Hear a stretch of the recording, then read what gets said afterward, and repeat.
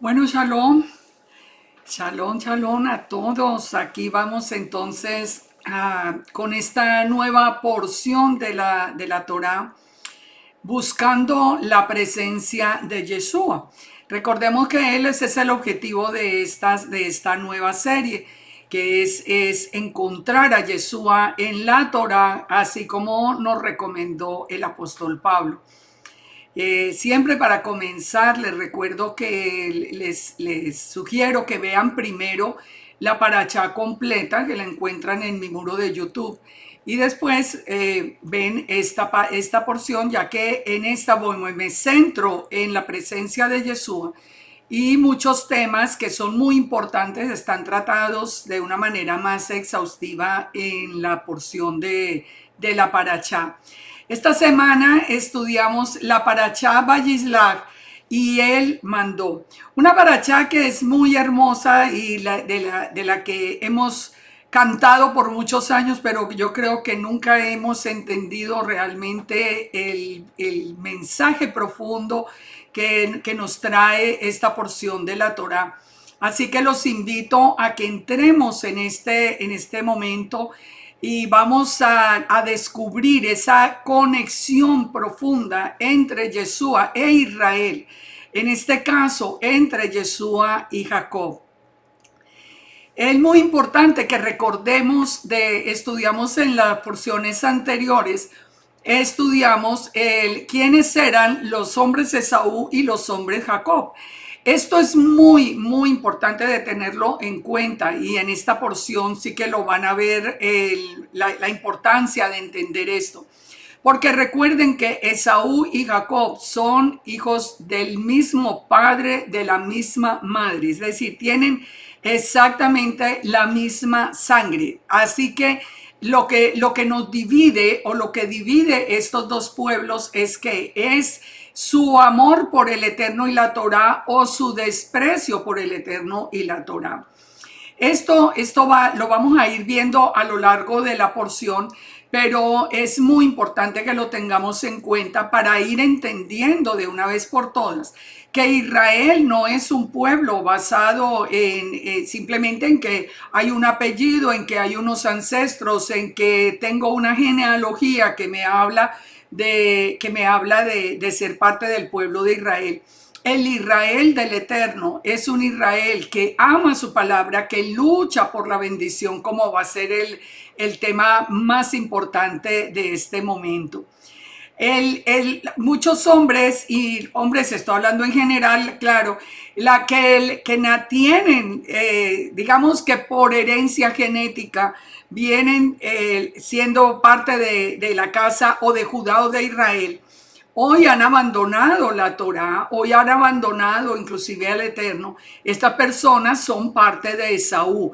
Por eso, cuando vamos estudiando la porción y lleguemos a la interpretación a esa conexión que tenemos con los últimos tiempos, tenemos que recordar que el enemigo no es el que es opuesto a Israel. El enemigo, o sea, de la manera como nosotros lo conocemos, el enemigo o el antimesías sale del mismo pueblo de Israel, solo que dándole la espalda al Eterno, y viniendo en contra de él y de la gente que lo conforma. En este pasaje, Jacob se encuentra ya de regreso a la tierra de Canaán, cumpliendo la orden del Todopoderoso de regresar a la tierra y a la parentela y a salir de Babilonia, ¿no? En esto lo vimos en la semana pasada. Ahora, recordemos que vimos que fue alcanzado por Labán y él resolvió el conflicto, y ahora se prepara para enfrentar nada más y nada menos que a Esaú.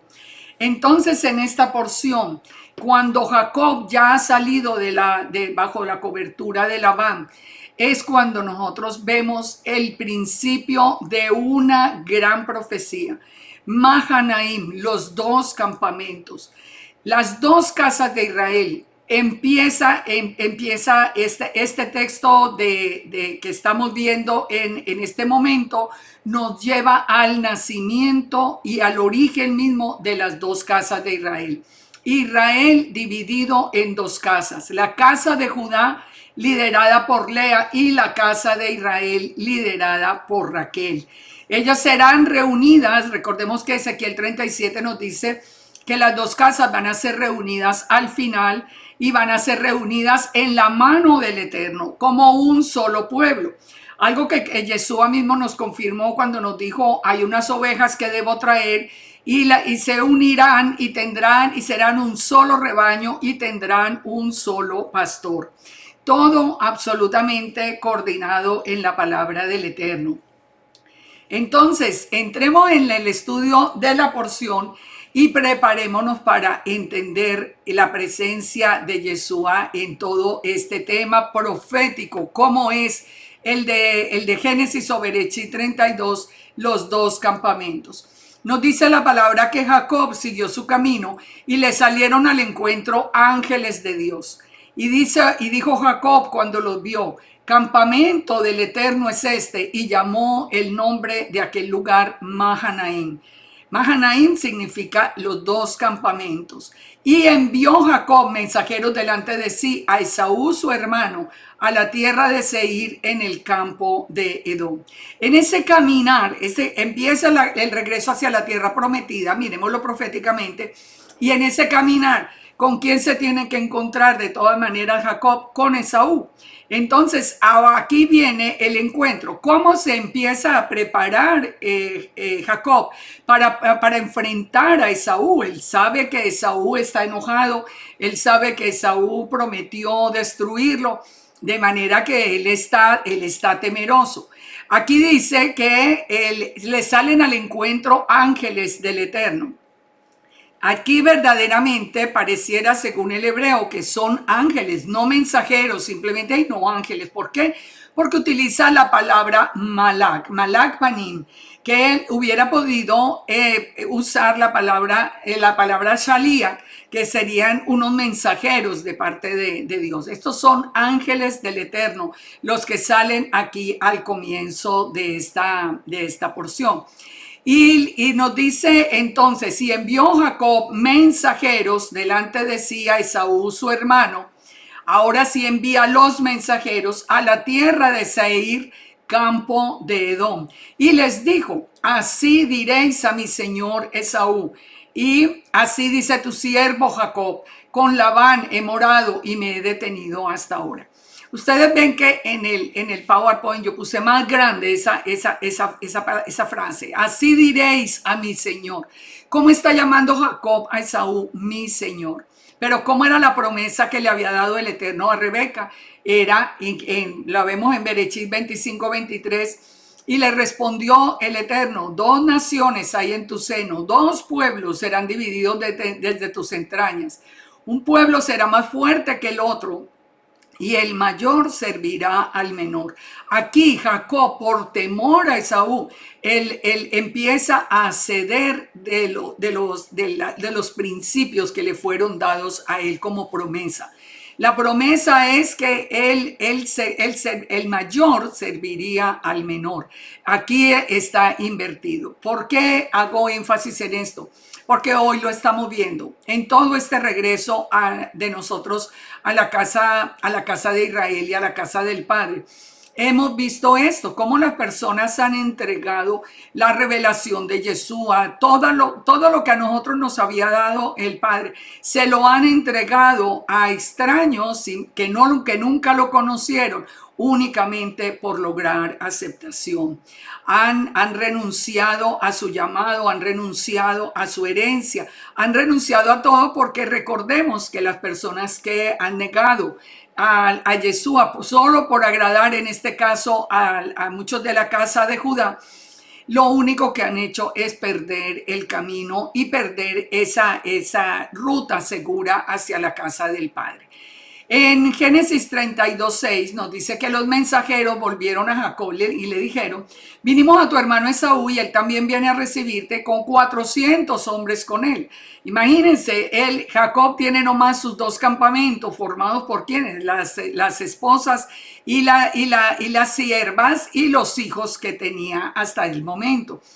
Entonces Jacob tuvo temor y se angustió y distribuyó el pueblo que tenía consigo y las ovejas y las vacas y los camellos en dos campamentos. Y dijo, si viene Esaú contra uno y lo ataca, el otro campamento escapará.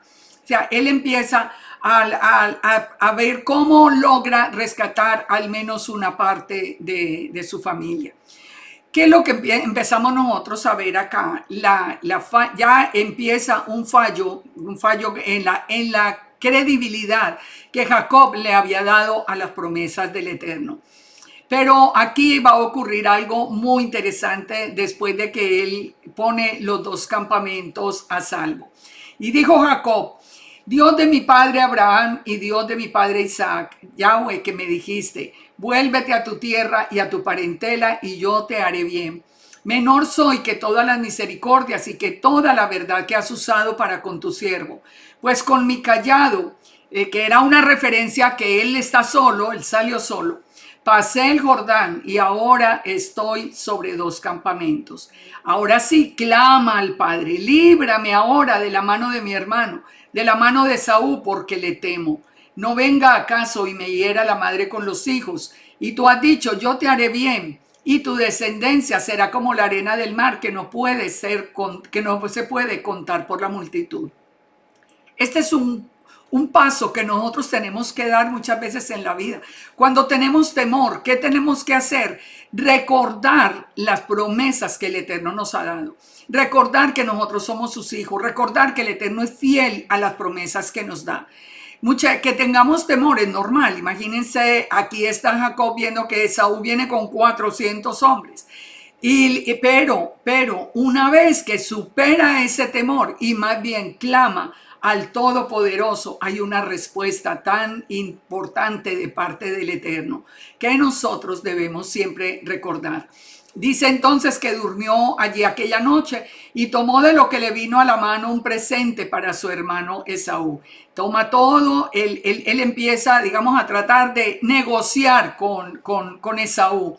Y mandó al primero diciendo, si Esaú mi hermano te encontrare y te preguntare diciendo de quién eres y a dónde vas, ¿y qué es esto que llevas delante de ti? Entonces le dirás, es un presente de tu siervo Jacob que envía a mi señor Esaú. Y he aquí, él viene tras nosotros. Mandó al segundo y al tercero y les dijo, conforme a esto hablaréis a Esaú. Y diréis también, he aquí tu siervo Jacob viene tras nosotros, porque dijo, apaciguaré su ira con el presente que va delante de mí. Fíjense que volvemos a ver la misma lucha en Jacob. Esta misma batalla la vamos a ver a través de toda la porción. Jacob batalla entre el temor, que es natural porque está protegiendo a su familia, pero se afianza de nuevo cuando recuerda las promesas del Eterno. Dice entonces que durmió aquella noche en el campamento y se levantó aquella noche y tomó sus dos mujeres y sus dos siervas y sus 11 hijos y pasó el vado o el arroyo de Jaboc. Este es el principio, como les decía, de las dos casas de Israel. Él empieza a dividir el campamento y el campamento se divide con uno de los campamentos con Lea a la cabeza, el otro con Raquel a la cabeza. Recordemos que no son 4 esposas. Gente que habla de las 4 esposas, no eran 4, eran 2. Las 2 siervas no se cuentan, aquí dice muy claro, sus 2 mujeres, sus 2 esposas y sus 2 siervas. Ahora, el Eterno lo va a preparar, ¿para qué? Para una batalla donde va a probar finalmente esa sensación de Jacob de tener el temor y al mismo tiempo de confiar en las promesas del Eterno. Vamos entonces en Berechit 32 a ver ese encuentro con ese varón. Génesis 32, 23. Los tomó y los hizo pasar el arroyo a ellos y a todo lo que tenía, y así quedó Jacob solo. Y luchó con él un varón hasta que rayaba el alba. Ahora, la palabra nos dice muy claramente que era un varón, un ish. Hasta este momento él solo veía un hombre con el que estaba luchando. Hasta el momento Jacob no sabía con quién estaba luchando. Y esto es importante de entenderlo porque las personas que no conocen o que no han conocido a Jesús o que lo conocieron y lo niegan, siguen afirmándose únicamente en este verso 23 para decir que él simplemente peleó con un hombre, que él peleó con un ish, con un hombre que encontró aquí en el camino. Pero miremos lo que nos dice a nosotros la palabra para confirmar quién era ese varón. ¿Quién era ese varón con el que Jacob estaba luchando? Oseas 12:2 nos confirma que era un ángel. Leámoslo. Pleito tiene el Eterno con Judá para castigar a Jacob conforme a sus caminos. Le pagará conforme a sus obras. En el seno materno tomó por el calcañar a su hermano y con poder venció al ángel. Venció al ángel y prevaleció, lloró y le rogó. En Betel le halló y allí habló con nosotros. Mas Yahweh es Dios de los ejércitos. Yahweh de los ejércitos es su nombre. Este texto de Oseas nos da a nosotros claridad en el texto cuando nos dice que con el que estaba peleando Jacob tenía la forma de un hombre, pero era el mismo ángel que halló en Betel. Ahora, hasta aquí no nos vamos a, ya sabemos para dónde va la palabra. La palabra nos va a decir que es Yeshua, pero vamos paso a paso para no sacar conclusiones apresuradas. ¿Quién era el ángel de Betel? Volvamos a Génesis 31:11. Y me dijo el ángel de Yahweh en sueño, Jacob, y yo dije, heme aquí.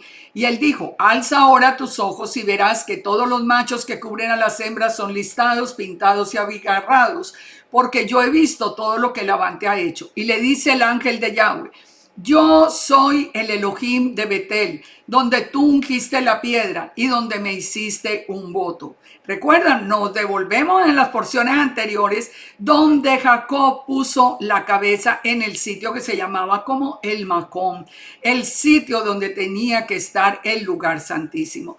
Fíjense toda la conexión. Aquí entonces nos dice la palabra que el ángel que peleó con Jacob es el mismo ángel que halló en Betel, y el ángel que se halló en Betel le dice a Jacob, yo soy el Elohim de Betel, donde tú ungiste la piedra. Entonces, ¿de quién estamos hablando? ¿Quién es el ángel de Yahweh? ¿Quién es el Elohim de Betel? Betel es la casa de Dios. ¿Y quién es el Elohim de Israel? Pues Yud-Heh-Vav-Heh. ¿Y quién es el ángel de Yahweh? La imagen visible de Elohim. Fíjense, todo absolutamente claro en la palabra. Ahora, entonces, lo podemos confirmar aquí mismo con las mismas palabras de Jacob. Jacob lo confirma en Génesis 32:30 y dice, y llamó Jacob el nombre de aquel lugar Peniel, porque dijo, vi a Elohim cara a cara y fue librada mi alma. Es decir, el mismo Jacob reconoce al principio solo un ish, solo un hombre, pero aquí en el verso 30 ya nos está diciendo quién es. Le pone el nombre de Peniel al lugar porque significa que vi a Elohim cara a cara y fue librada mi alma. Es decir, que no murió, porque recuerden, nadie puede ver al Todopoderoso y permanecer vivo. A quien vio a la imagen visible del Todopoderoso, a Yeshua. Este encuentro es absolutamente claro que es un encuentro con Yeshua. Pero analicemos el texto. Y dice que, bueno, que quedó solo, que luchó con el varón hasta que rayaba el alba. Y cuando el varón vio que no podía con él, tocó en el sitio del encaje de su muslo y se descoyuntó el muslo de Jacob mientras con él luchaba. Y dijo, déjame porque raya el alba. Y Jacob le respondió, no te dejaré si no me bendices. Esta es una batalla muy interesante porque esa es una batalla que nos muestra por lo menos de una manera figurada, la misma batalla que nosotros tenemos que librar a diario por permanecer bajo la bendición de Yeshua. Jacob está guerreando con él. La noche ya empieza a rayar el alba, dice acá. Él está guerreando, pero él no cede. Recordemos que desde el principio vemos a Jacob tomando por el pie de su hermano, después ofreciéndole el cambio de la comida por la primogenitura. O sea, Jacob sí tiene en su corazón esa batalla por ser del pueblo del Eterno, por obtener las bendiciones que el Eterno nos ha permitido a nosotros recibir de parte de Él.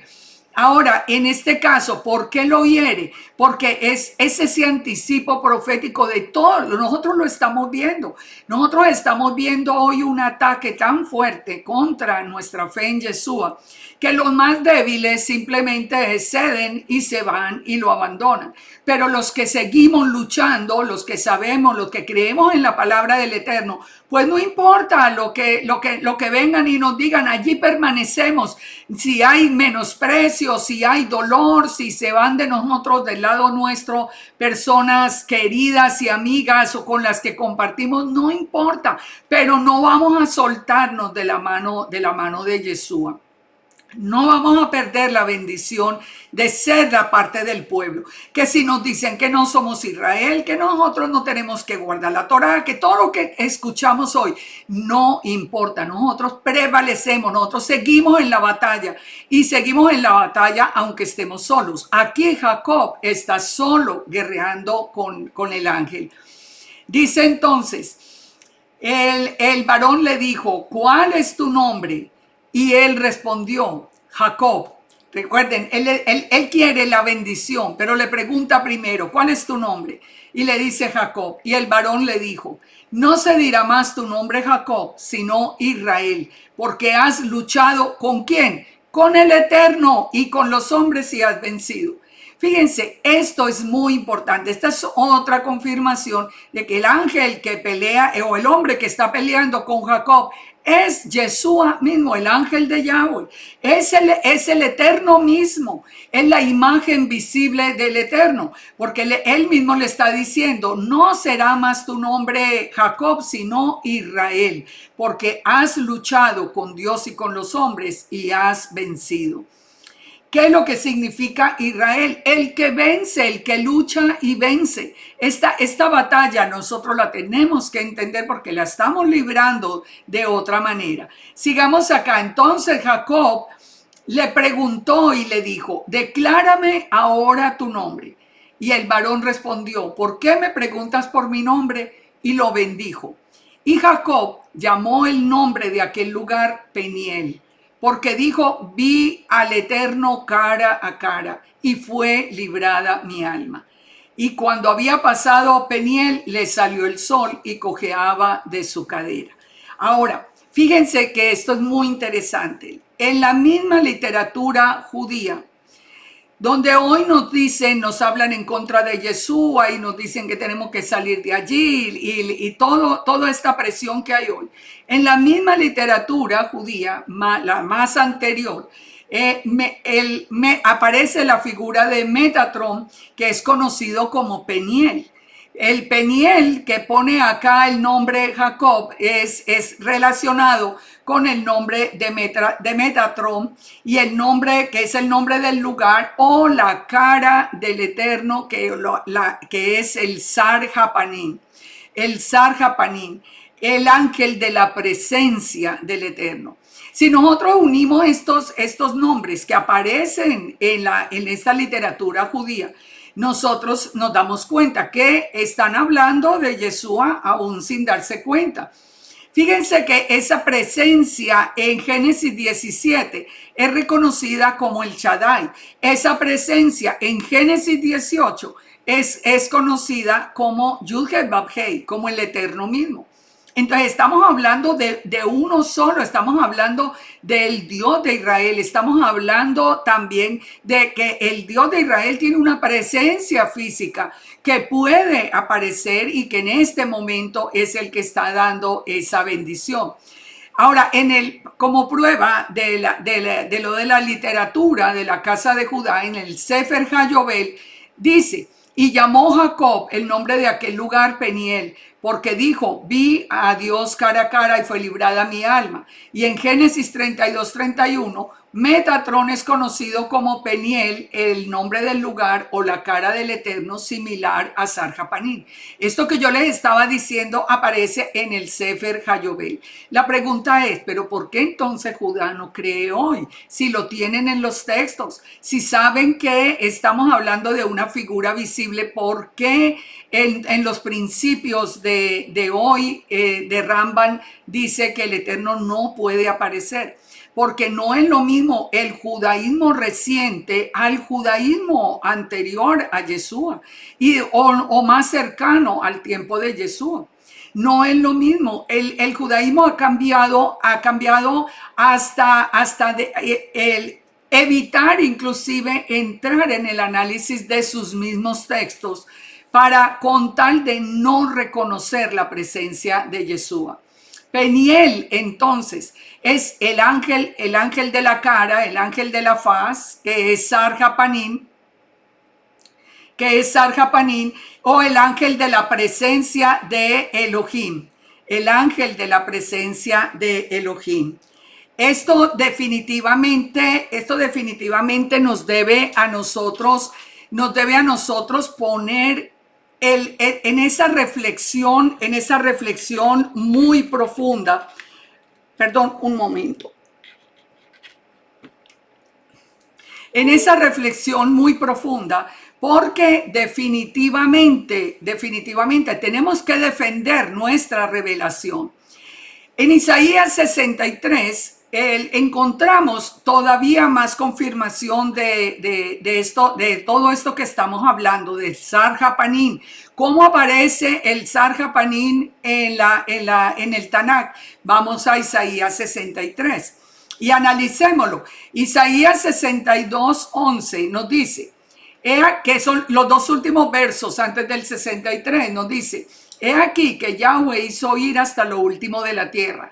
Decid a la hija de Sión: he aquí que viene tu Salvador. He aquí que su recompensa con él y delante de él su obra. Fíjense, viene el Salvador, está hablando en el capítulo 62. Viene el Salvador. ¿Quién es el Salvador? Ahora nos lo va a decir en el capítulo 63 el profeta Isaías. El Salvador viene con su recompensa y delante de él su obra. Y les llamarán al pueblo santo, redimido de Yahweh. Y a ti te llamarán ciudad deseada, no desamparada. Ahora, si vamos al 63, ¿quién es el Salvador? Aparece el Salvador vestido de rojo, lleno de poder, después de haber hecho juicio a las naciones. Entonces, fíjense, ahí es donde nosotros, ¿quién es ese que aparece vestido de rojo? ¿Quién es el que viene de Edom? Es Yeshua. Es Yeshua que viene a reinar, ha puesto los pies sobre el monte de los olivos, ha ido a hacer juicio al mundo, y ahora viene de hacer juicio y viene al encuentro con su pueblo. Y fíjese, él mismo hace memoria de su presencia entre el pueblo de Israel. ¿Dónde lo encontramos? En el mismo capítulo, en el verso 7. En el verso 7 nos aparecen entonces cuando nos está revelando el Padre, ¿quién es el Salvador? Nos revela, digamos, las tres manifestaciones del Todopoderoso.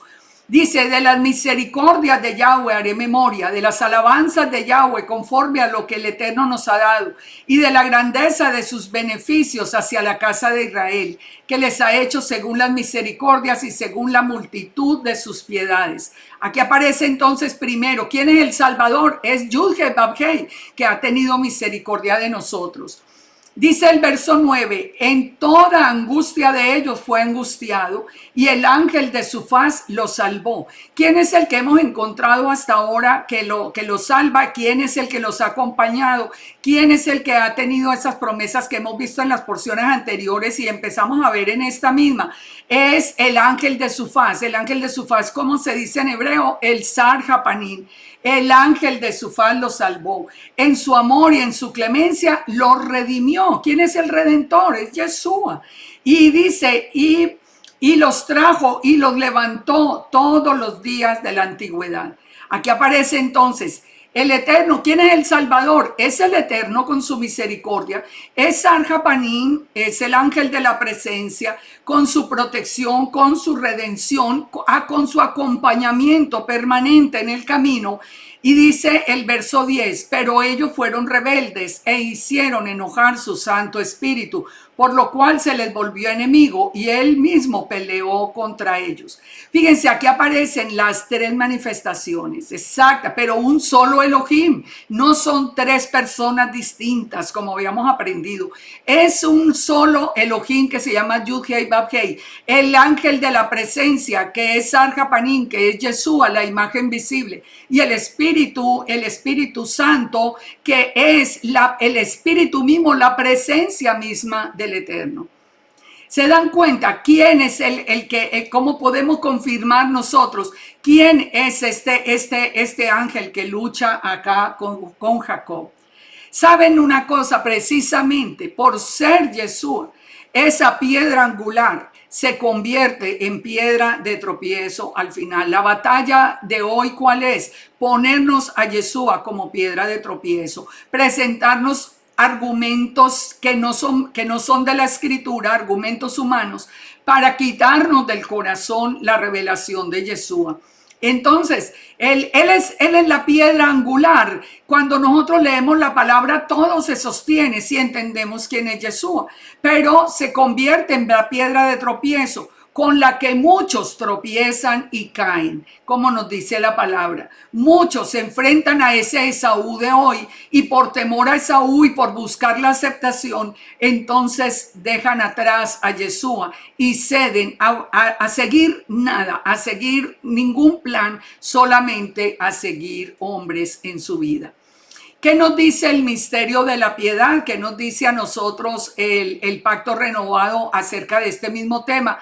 En primera de Timoteo 3:16 lo leemos. Indiscutiblemente, grande es el misterio de la piedad. El Eterno fue manifestado en carne, justificado en el Espíritu, visto de los ángeles, predicado a los gentiles, creído en el mundo, recibido arriba en gloria. Miren, analicen bien cada palabra de este texto de primera de Timoteo 3:16.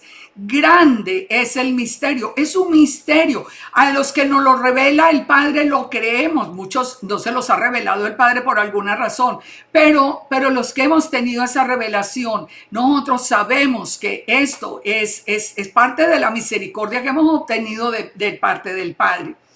Fíjense, en la versión BIN, en el 2011, que nos dice exactamente lo mismo, indiscutiblemente, grande es el misterio de nuestra fe.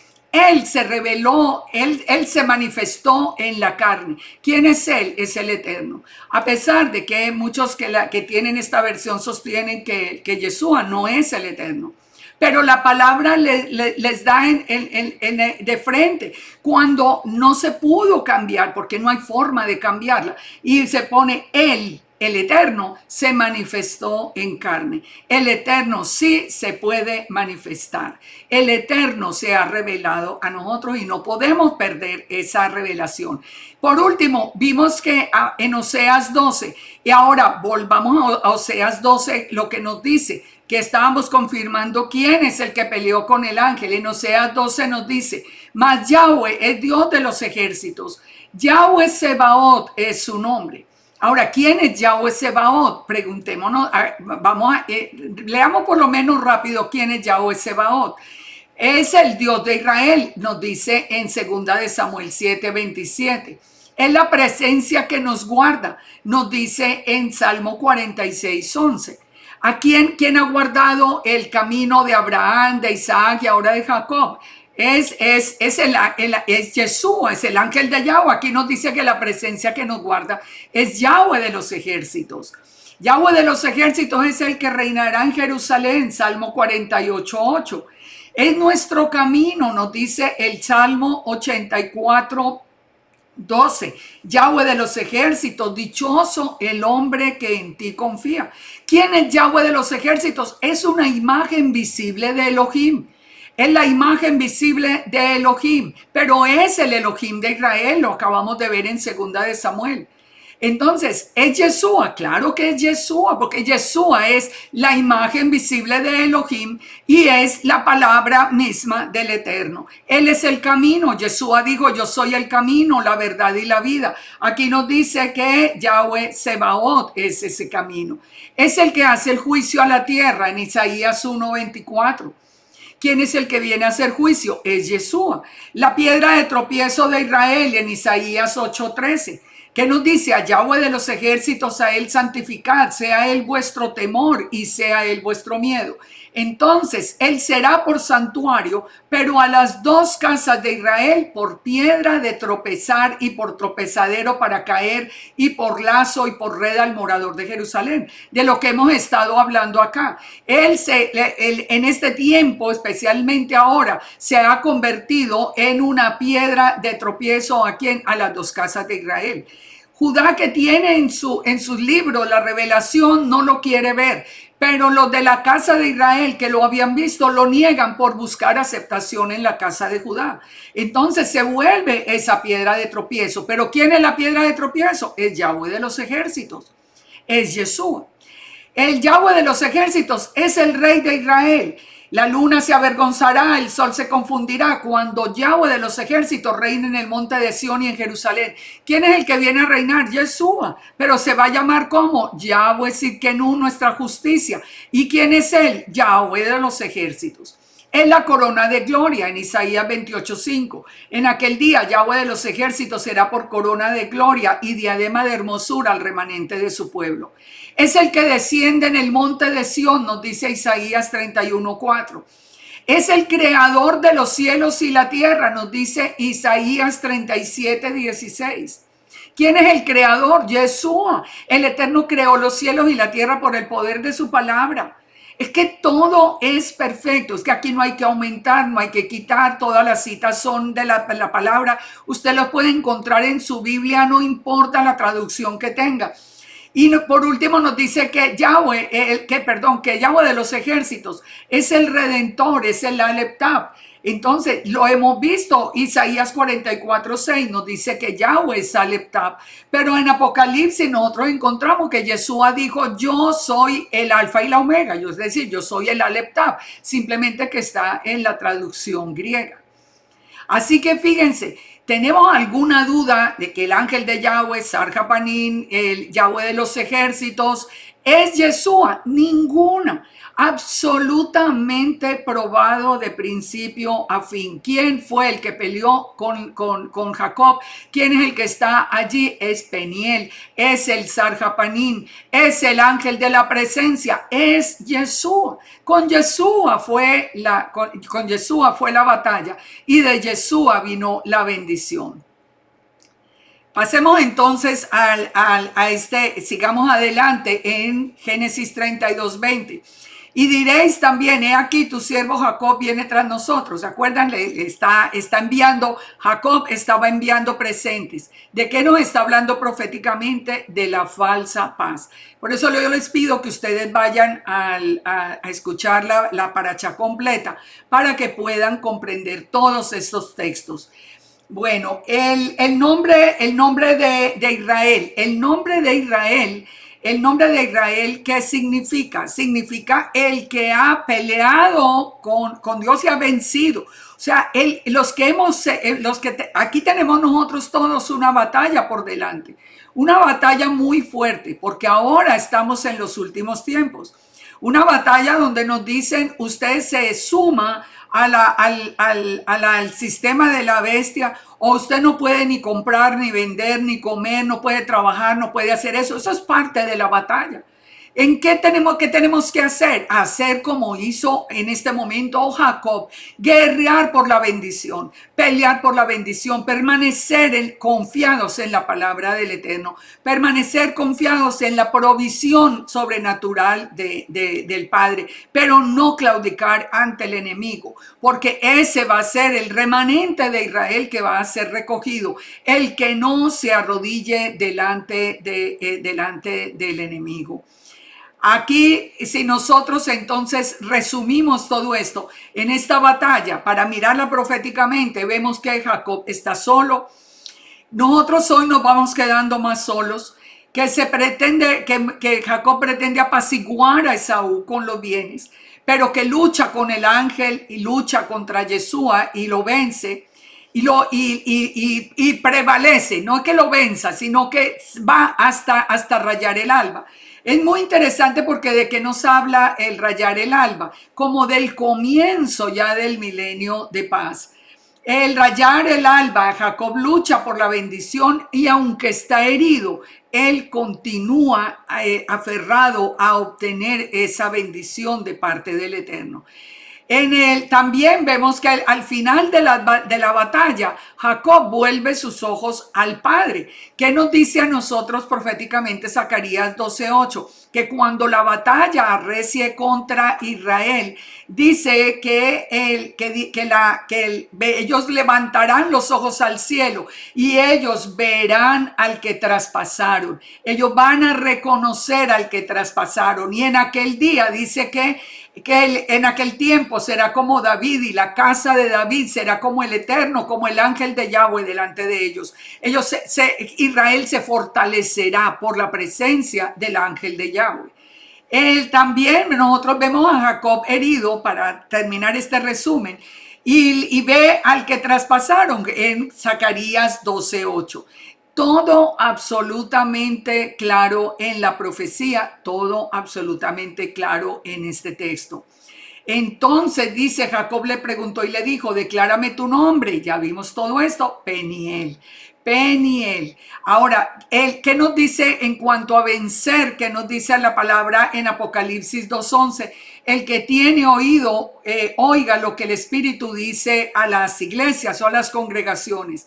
El que venciere no sufrirá daño de la segunda muerte. El que venciere. Apocalipsis 3:5 dice, el que venciere será vestido de vestiduras blancas y no borraré el nombre del libro de la vida y confesaré su nombre delante de mi Padre y delante de sus ángeles. Apocalipsis 21:7, el que venciere heredará todas las cosas y yo seré su Dios y él será mi hijo. Fíjense si vale la pena luchar y permanecer, no importa cuántas cosas, como les decía, ni cuántas cosas nos digan, ni qué tan solos nos quedemos, pero nos quedamos con el Todopoderoso. Esa es la parte más importante de entender en este tiempo. Volvamos entonces a Génesis 33. Aquí vemos ya el encuentro y ya viene Esaú, viene todo el encuentro y dice que Jacob repartió a los niños y puso las siervas y los niños delante, luego a Lea y a sus niños y a Raquel y a José de últimos. Ese orden es bien interesante, porque ¿quiénes van a ser los primeros que van a ser afectados en esa batalla final contra Esaú? Primero, los gentiles, los mismos gentiles. Después va a ser atacado Judá, el que ha sido reconocido hasta hoy como Judá, pero también va a ser atacado al final con la casa de Israel. Esa casa de Israel. Recuerden que el profeta Abdías nos dice, hablando de ese tiempo final, la casa de Jacob será fuego, la casa de José será llama, y la casa de Saúl será estopa, y los quemarán y los consumirán, y ni aún el resto quedará de la casa de Saúl, porque el Eterno lo ha dicho. Toda esa casa de Saúl, todos los que se han levantado contra el Eterno serán destruidos. Todos estos que han liderado todo este ataque contra el mundo será destruido, dice la palabra del Eterno. Por más que vengan tiempos donde se va a hacer una falsa paz, pero de todas maneras se cumplirá al final, cuando nos dice la palabra que es el Eterno el que hará ese juicio y a Israel es el que regresará victorioso a obtener todas las promesas del Padre. Jacob entonces después de esto fue a Sucot, que es muy interesante. Fíjense los sitios que va a los que va a llegar en este momento Jacob. Ustedes lo van a ver con mayor detalle, como les digo, en la porción. Pero miremos algo aquí muy interesante. Él llega al lugar y le pone el nombre de Sucot o tabernáculo, porque él está haciendo cabañas para su ganado. Dice que después Jacob llegó sano y salvo a la ciudad de Siquem. Ustedes recuerdan a Siquem, ya lo vimos cuando Abraham, que está en la tierra de Canaán, cuando venía de Padán Aram y acampó delante de la ciudad. Compró allí una parte del campo donde plantó su tienda de mano de los hijos de Hamor, el padre de Siquem, por 100 monedas, y erigió allí un altar y lo llamó el Elohe Israel, el Dios de Israel. Entonces, fíjense, todo esto, ¿qué importancia tiene que después de la batalla, que él hubiera ido a Sucot? El de regreso se establece en Sucot. Fíjese, cuando nosotros estamos estudiando ya el Éxodo, nosotros vemos que la primera jornada, las jornadas que se hicieron fueron desde Ramesés hasta Sucot. Era como salir de Egipto para llegar a la protección del Eterno. ¿Qué nos representa Sucot? El tabernáculo, la protección celestial, la protección del Todopoderoso. Es como que yo salgo de Egipto, me voy a ir al desierto. En el desierto, ¿qué encuentro? La protección del Eterno. Estos son temas que aunque uno los ve nomás por un nombre, es muy importante de retenerlos y de hacer llevar el significado hasta nuestra propia vida.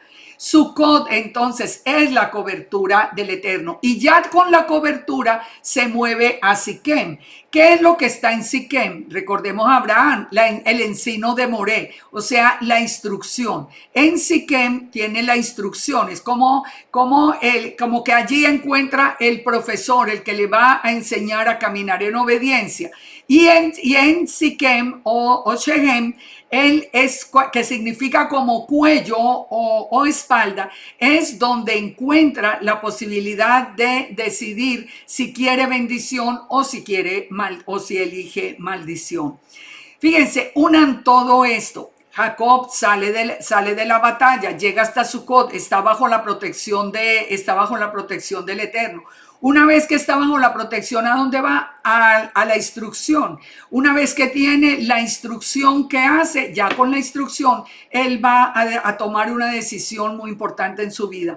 Obedece al Padre y tiene bendición, o desobedece y ya sigue bajo su propio riesgo. Jacob entonces viene de la dispersión y en Siquem se declara bajo la cobertura del Eterno. Todo esto con un absoluto hilo clarísimo de seguir. Y sin que nosotros tengamos que forzar ningún texto. Génesis 34 nos habla de toda la deshonra de Dina. Fíjense, en esto yo quiero que ustedes lo escuchen en la porción, pero ¿qué nos empieza aquí a mostrar? ¿Por qué se presenta este evento? Nosotros lo encontramos en el capítulo 35, encontramos la respuesta. Porque Jacob se había apartado de la instrucción recibida. Aquí es donde vemos aplicado lo que acabamos de enunciar. Jacob ya vino a la instrucción, pero en el capítulo 35 nosotros encontramos que Jacob le dice a la familia que quiten los dioses ajenos que hay entre vosotros y limpiaos y mudad vuestros vestidos. Jacob había desatendido el mandamiento del Eterno. Tenían dioses ajenos entre ellos y por causa de eso que vino la deshonra de Dina, empieza el conflicto. Muy importante para entenderlo. Nosotros estamos en obediencia, las cosas van bien. Nosotros entramos en desobediencia, los conflictos aparecen inmediatamente. Entonces nos dice que iban a quitar todos esos ídolos. Vamos entonces a leerlo acá. Ya es como la parte de arrepentimiento de Jacob, que él entiende que por qué vino este conflicto a la vida. Dijo Elohim a Jacob, levántate y sube, ¿a dónde? A Betel, a la casa del Padre, y quédate allí. Y haz allí un altar al Dios que se te apareció cuando huías de tu hermano Esaú. Al que se te apareció. ¿Qué nos dice Rambam? Dios, el Eterno no puede aparecer. La misma Torah nos está diciendo al Dios que te apareció cuando huías de tu hermano Esaú. Entonces Jacob dijo a su familia, de los que estaban con él, quitan los dioses y limpiaos y mudad vuestros vestidos y levantémonos y volvamos ¿a dónde? A la casa del Padre. Subamos a Betel y allí haré altar al Eterno que me respondió en el día de mi angustia y ha estado conmigo en el camino que he andado. Esa es una decisión que nosotros tenemos que tomar en el día de hoy, que yo los invito a que tomemos esa decisión. Revisemos cuántos ídolos hay en nuestra vida, cuántos ídolos estamos sumando, cuántas enseñanzas contrarias a la escritura estamos aceptando y saquémoslas y regresemos a la casa del Padre. Regresemos a Betel, a la casa del Padre. Fíjense, el Betel es el punto final de nuestro llamado. ¿Qué dijo el Eterno? Que él silbaría desde los cielos y la casa de Israel se pondría en pie y regresaría a la casa. Ustedes recuerdan al hijo pródigo, ¿a dónde regresó? A la casa del Padre. Pero para regresar a la casa del Padre hay que empezar por volver a la instrucción y allí elegir si seguimos el camino de la bendición o el camino de la desobediencia. El Eterno más adelante, cuando da la Torah, nos dice, no tendrás dioses ajenos delante de mí. Ahora, fíjense acá, cuando nosotros continuamos uniendo todos estos puntos, nosotros entendemos algo. No podemos llegar a la casa del Padre sin un nuevo nacimiento. ¿Esto dónde lo vemos? Tenemos citas, por ejemplo, como Hebreos 10:22. Acerquémonos con corazón sincero, en plena certidumbre de fe, purificados los corazones de mala conciencia, lavados los cuerpos con agua pura. O sea, es toda la transformación que tenemos que hacer antes de llegar a la casa del Padre. En Efesios 4:22, ¿qué nos dice? En cuanto a la pasada manera de vivir, despojados del viejo hombre que está viciado conforme a los deseos engañosos y renovados en el espíritu de vuestra mente y vestidos del nuevo hombre creado según Dios en la justicia y en la santidad de la verdad. Por lo cual desechen la mentira, hablen verdad cada uno con el prójimo, porque somos miembros los unos de los otros. Si tienen ira, no pequen, que no se ponga el sol sobre su enojo, no le deis lugar al diablo. El que hurtaba no hurte más, sino que trabaje haciendo con sus manos lo que es bueno para que tenga con qué compartir con el que tiene necesidad. Que ninguna palabra corrompida salga de nuestra boca, sino la que sea de edificación para dar gracia a los oyentes. Que no contristemos al Espíritu Santo con el que fuimos sellados en el día de la redención. ¿Se acuerdan de Isaías 63? Dice que muchos hicieron enojar su Santo Espíritu. Hoy ya nos están diciendo que el Espíritu Santo no está en nosotros. Es que es increíble lo que vamos oyendo, que muchos ya lo niegan hasta la presencia del Espíritu Santo. Quítese, dice acá, de vosotros toda amargura, enojo, ira, gritería, maledicencia, toda malicia. Antes sed benignos unos con otros, misericordiosos, perdonándoos unos a otros, como Dios os perdonó a vosotros en Yeshua. Y el mismo Yeshua dijo, le dijo a Nicodemo, le dijo, de cierto te digo que el que no naciere del agua y del espíritu no puede entrar en el reino de Dios. Lo que es nacido de la carne, carne es, y lo que es nacido del espíritu, espíritu es. No te maravilles de que dije, es necesario nacer de nuevo. Ustedes quieren regresar a la casa del Padre. Empecemos por nacer de nuevo, por revisar todos estos puntos en nuestra vida. Estamos escuchando cosas contrarias a la instrucción. Deséchenla, discútanla, pidan referencia. ¿Dónde dice lo que usted me está enseñando? Muéstreme la cita que yo la pueda leer. Por favor, luchen por su salvación con temor y temblor. Aquí Jacob luchó con todas sus fuerzas. Así tenemos que luchar nosotros también. Ahora, una vez que estemos limpios, vestidos de ese nuevo hombre, ahí sí, como sucede en esta porción, dice en el verso 3, entonces levantémonos y subamos a Betel y allí haré altar al Dios que me respondió en el día de la angustia y el que ha estado conmigo en el camino que he andado. ¿Se dan cuenta? Es exactamente el tema que debe tocar también con nuestra propia vida. En Génesis 35, ¿quién es el que ha acompañado? Busquemos en el Targum. ¿Quién es el que ha acompañado a Jacob? ¿De quién estaba hablando Jacob? ¿De qué es lo que él está diciendo? Aquí lo podemos ver nosotros muy claro. Está diciendo que es la membra del Eterno, la palabra de Yahweh, el que lo ha acompañado en todo el camino que él ha andado. Yeshua es el que acampa alrededor nuestro y nos defiende. Yeshua es el que viene con nosotros. Así que nosotros tenemos el que estamos siguiendo los mismos pasos de Jacob.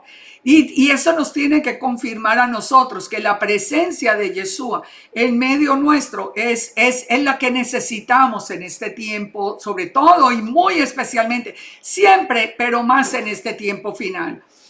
Aquí hago solo un paréntesis. En el Targum dice que bueno, aquí ya la familia le entrega a los dioses ajenos que había en poder de ellos. Y dice, y los zarcillos que estaban en las orejas. En el Targum dice que los zarcillos que estaban en las orejas de los ídolos eran los que estaban adornados con piedras preciosas.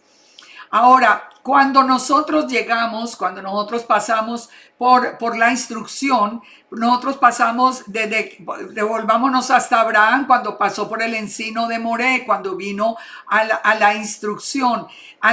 Dice que allí pasó Abraham por aquella tierra y el cananeo estaba en la tierra y apareció el Eterno a Abraham y le dijo: a tu descendencia daré esta tierra, y edificó allí un altar.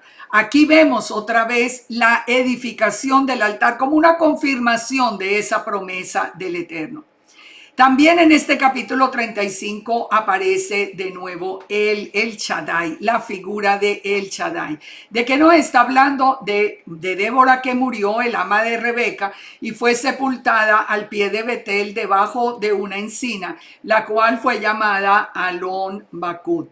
¿Por qué empieza a aparecer aquí la figura del Shaddai, que hace una conexión muy interesante?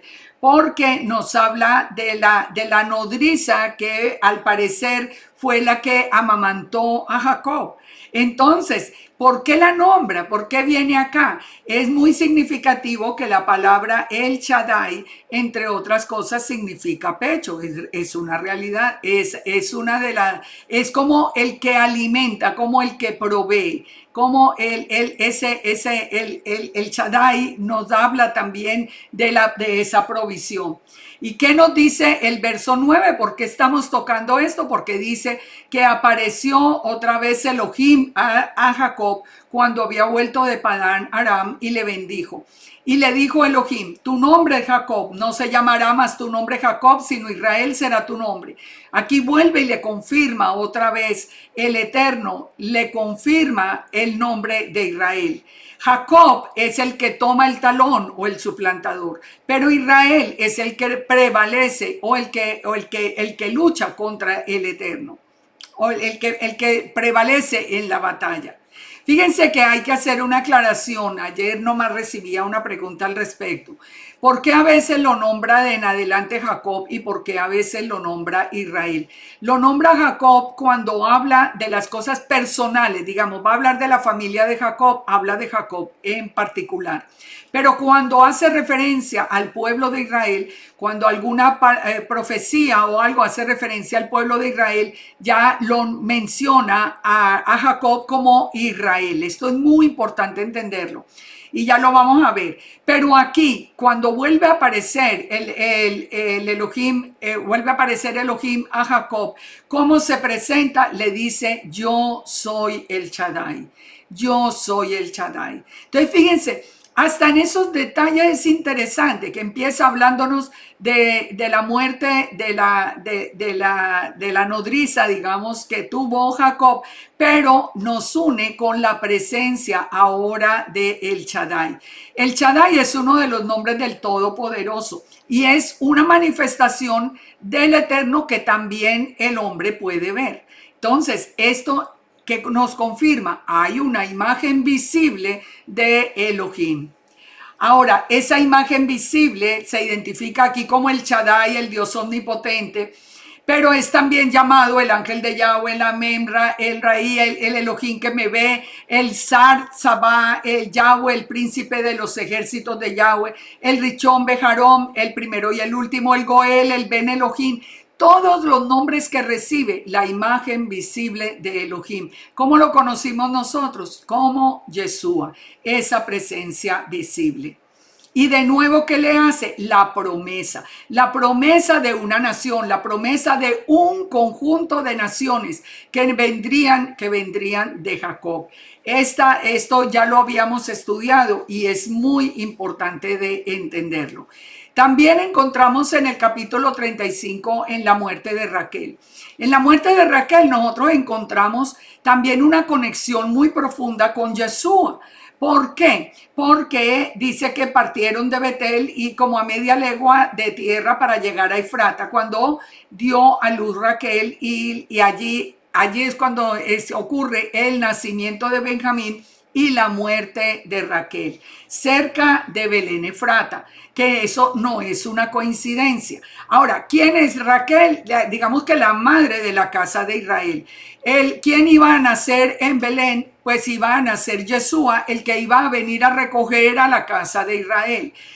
Todo esto nosotros lo vemos porque no es una coincidencia que en el camino hubiera muerto Raquel literalmente digamos que en la entrada a Belén.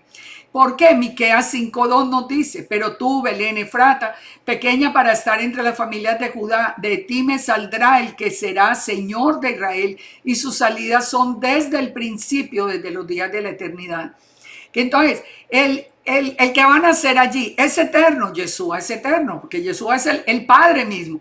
El Efrata, ¿qué significa? El sitio de la multiplicación. ¿Por qué se queda Raquel allí? Raquel se queda allí velando como por esos hijos que se iban a multiplicar como el polvo mismo de la tierra.